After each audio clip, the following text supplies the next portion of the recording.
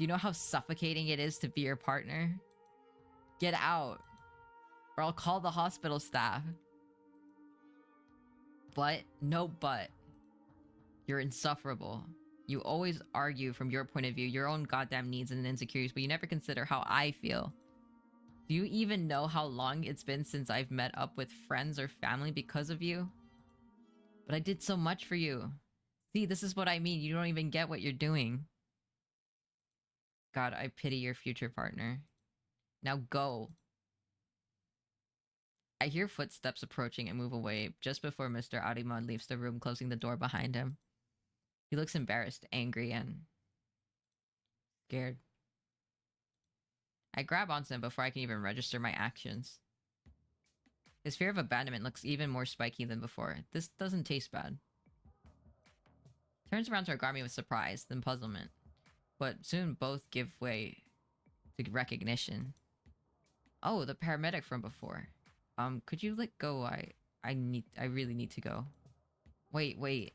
Come on, I can't just leave someone who went through such a brutal breakup alone. Grinds his teeth and looks away. So you heard everything. Oh, that look on his face. Ooh, that look on his face.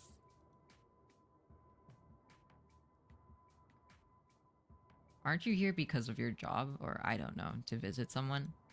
My visit is over already, and I see you haven't slept well. Maybe you haven't eaten much since we last met? I did not ask for your medical advice. Then think of it this way. Sometimes it's good to vent to a stranger, a neutral third party. Aren't you just going to get annoyed and leave in the end? Looks like a kicked puppy, but underneath that sweet expression, he has such an ability to terrify people. Man, do I want to tame him for myself. Gay. Nah, I'm a good listener, and the drinks are on me. He sighs. Maybe it's better to not be alone right now. He gives me a sad smile and nods. Now that I can take a good look at his face, he's actually pretty handsome. Even better. Follows me dutifully as we leave the hospital. Haha, what a great first step to acquiring my new hunting dog.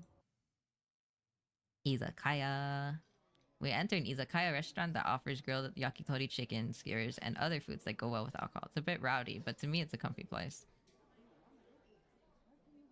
Other regulars are here too, like university students and men in suits to come here right after work or classes. The staff greets us as we enter, and the smoky smell from the grill fills our noses.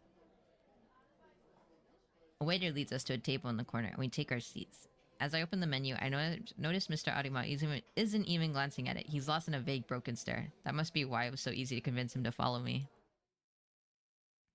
What do you want? Just beer. Drinking on an empty stomach should make him tipsier faster. I hope he's a talkative drunk. I order a bowl of edamame for myself to snack on and beer for us both. As soon as it arrives, Mr. Arima grabs his glass. He downs a big gulp of his drink the moment we say cheers. He sighs in relief, looking a little refreshed. That hit the spot. Right, nothing better than some beer after a hard day. After drinking some more, he finally seems ready to talk. By the way, is it okay if we speak casually with each other? It might make it easier for you to vent. I guess. Look at that, he's already a little tipsy. You can call me Hinata if... Is it alright if I call you Kosuke? Yeah. Aww! That's so cute. Kinda cute how he responds so eagerly and innocently. I chuckle and rest my chin on my hand. So, Kosuke, I'm all ears. He sighs and pouts. Yukiko, she said she felt suffocated by me. He rubs his eyes and groans. Doesn't this just mean that I'm dedicated? We dated after all. Isn't it normal to want to spend all your time together as a couple? Our jobs already take up so much time. So... I nod along as I munch on that edamame. Oh boy, but she was terrified. Not that I'm complaining, of course. Not being able to meet her family and friends because of me. Was it really me? We all get busy with life as adults, so... Why do you think she blamed you? Maybe I did ask her a few times to prioritize us. How often did you ask? Aren't you here to listen to my side? Right. Go on then. At my urging, he lets it all out of his system. He didn't like it when others spent a lot of time with her. Mid-rant, he suddenly mentions how much he hated the 2 times she broke a promise. Then he slips into unfocused ramblings for a while. In short, he made her the center of his life and wanted her to do the same for him. While it sounds rough to date him, from this conversation alone, I wouldn't have imagined that his behavior would push his ex so far that she would hurt herself. But after seeing their respective fears, it's pretty clear that he's not divulging all the details of his actions. Was her social circle scared of him? How delicious would their fear be? If she had asked him to hurt someone for her, would he have done it? Why are you smiling while I'm in pain here? Oh, you're starting to slur. And you had, what, 5 beers already? Damn. Time to go home. No. Why not? Aren't you tired? I just don't want to be alone. His fear of abandonment is a rounder shape than before. Maybe being drunk makes him less tense. But I still welcome his fear. I changed seats to sit next to him. Huh? Look at me. I'm here with you, aren't I? Right. Looks deep into my eyes. When I inch closer to him, he gets embarrassed and looks away. I chuckle playfully as I wrap my arm around his neck. Getting embarrassed now? How cute.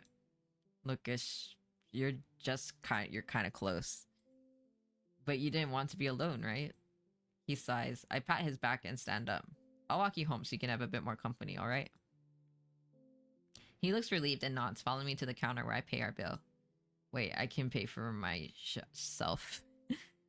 Nah, don't worry. I told you drinks were on me. Make him feel indebted should make it easier to meet up again. Nice. Hinata is girl bossing the fuck out of this guy. I wonder how long that will last. As we leave the izakaya, his eyes scan me up and down.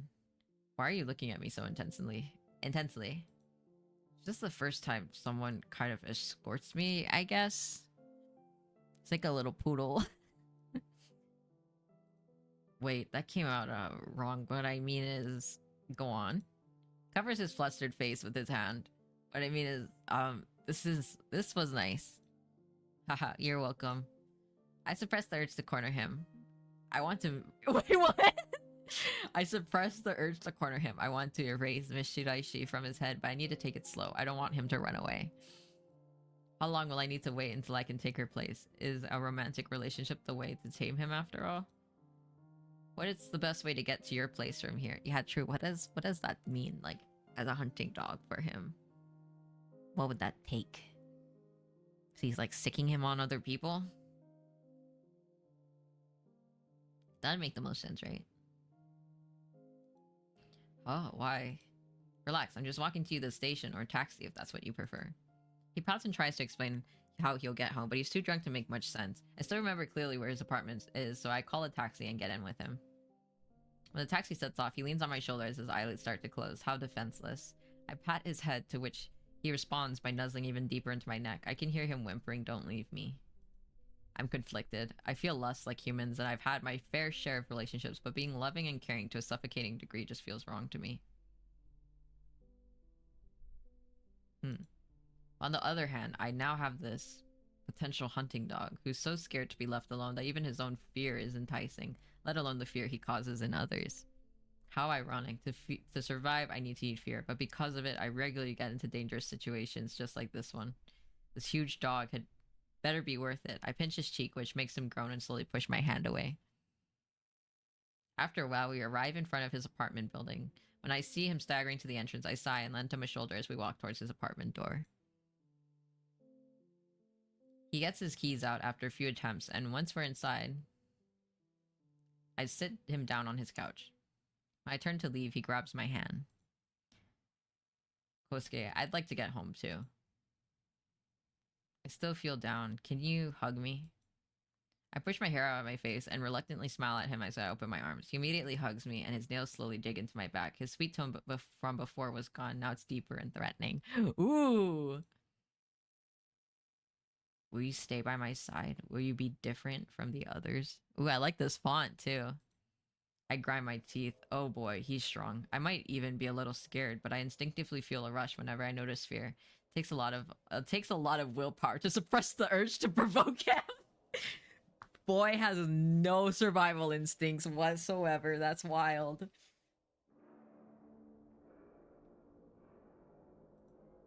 Yeah, I will, on some conditions. Conditions. Don't worry about it for now.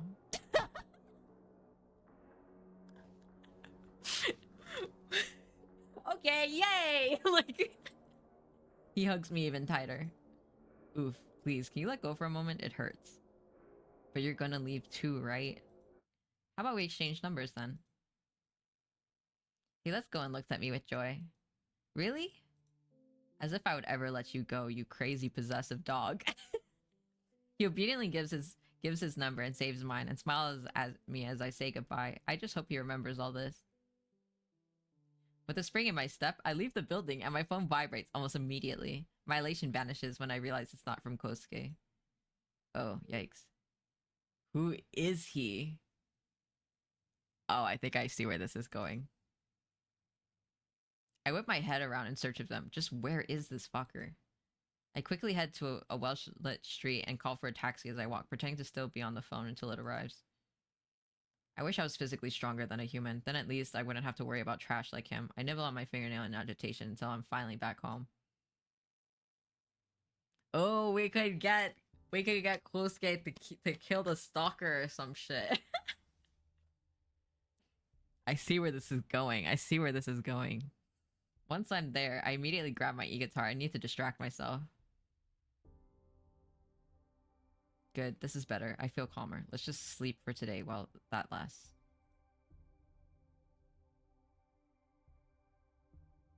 It's been a few days since we exchanged numbers. He always responds to my messages, but anytime I try to make the conversation a little flirtier, he sidesteps or ignores it. Ugh, this is annoying. The breakup might have made him cautious about anything related to romance. Approaching him directly isn't working. Time to take another little risk. I don't remember Miss Shidaishi's address, so I've decided to accidentally bump into her on my day off. She should be out of the hospital by now. She was able to clearly articulate her words when she broke up with Kosuke, so her fall on the head shouldn't have left any long-term damage. I walk around the area for a few hours. I don't see her in the small supermarket nearby, nor waiting at a bus station. I hope she's not gone on vacation or something. After a while, my feet need a rest, so I look for a place to sit down. When I find a bench, I realize there's already a woman sitting there, lost in a fit of weak, trembling sobs. Oh shit. My luck must be impeccable. Are you alright? Offer the woman, who turns out to be Miss Shiraishi, a pack of tissues. She holds up her hand to decline. She first holds up her hand to decline my offer, but when she sees that I won't back down, she takes it and bows a little to thank me. After a few months, she takes a deep breath. Looks like she's calmed down a bit. Do you remember me? I'm one of the paramedics who took you to the hospital. She studies my face with furrowed brows, then lights up with recognition. Oh right, I'm so sorry, but I don't think you mentioned your name. Hinata Kusumoto. If you don't want to, you don't have to answer, but why are you crying? Her gaze wanders to the ground. She clutches her arm, clearly uncomfortable. I know a nearby cafe where they serve good hot chocolate. That always cheers me up. How about we drink there? If you want to, you can talk. Otherwise, just enjoy the hot chocolate. But you know what state I found you in before, and today I find you crying. I'm just worried, Miss Shiraishi, and I want to help. Venting to a stranger can be quite relieving. And after you have your drink, I will leave you alone. No, that would be too... Guess that would be too much. Then just wait here for a second, Miss Shiraishi. Before I hear her answer, I look for a nearby vending machine and get a hot coffee can. Hope you can at least accept this. Oh, and I take out my business card and give it to her. You know, the state we found you in was quite something. I'm a little worried if everything is alright between you and your partner. If you ever need more information for a difficult domestic situation like yours, call me and I can find you the right specialist to help you out. Was it that obvious? I think I've pushed the right buttons. I just see a lot on the job, Miss Shiraishi. It's all up to you if you want to accept. Alright, I guess going to a cafe is fine. There we go.